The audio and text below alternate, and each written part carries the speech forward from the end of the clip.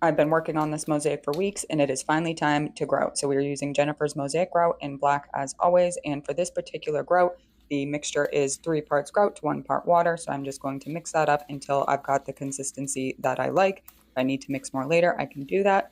Now I'm going to pop on my gloves just so I don't have to get my hands all dirty. Well, second thought, never mind. All right, let's grab our grout and we're just going to start slopping this onto the mosaic. Like I said, I want to see how much I have before I make a ton of it. So I'm just going to take what I did make and start squishing it across the entire mosaic. So I want to see how much grout I need to make before I get my hands in here. That is normally what I like to do. And because this beautiful mosaic features some enamel painted eyes, I am just going to try to avoid those. And even though they've been bake cured, I still just want to be careful. Now I did have to go ahead and make some more grout. So now that I know I've got enough, I'm going to start going in with my hands.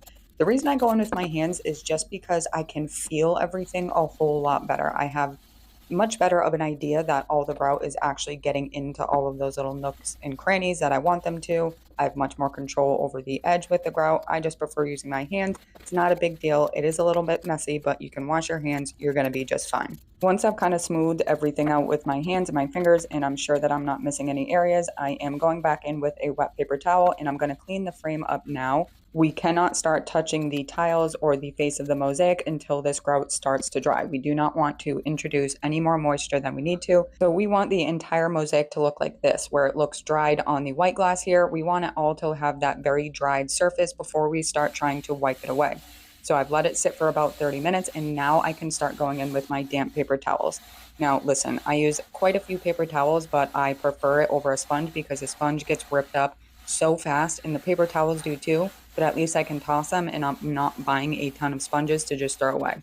So I'm not going in with a super wet paper towel. I am just very lightly getting it damp and going over each spot just a little bit at a time. Like I said, you don't want to introduce a ton more moisture into that grout. It was the consistency it needed to be. So I'm just going to keep doing this over and over with lightly damp paper towels until my tiles are clean.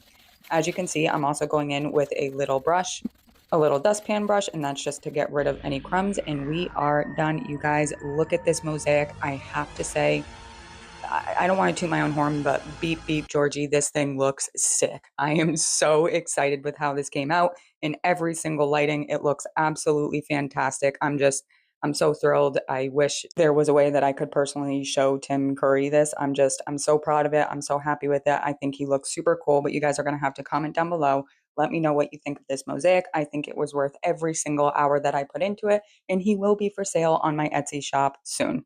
Look at that. So sick.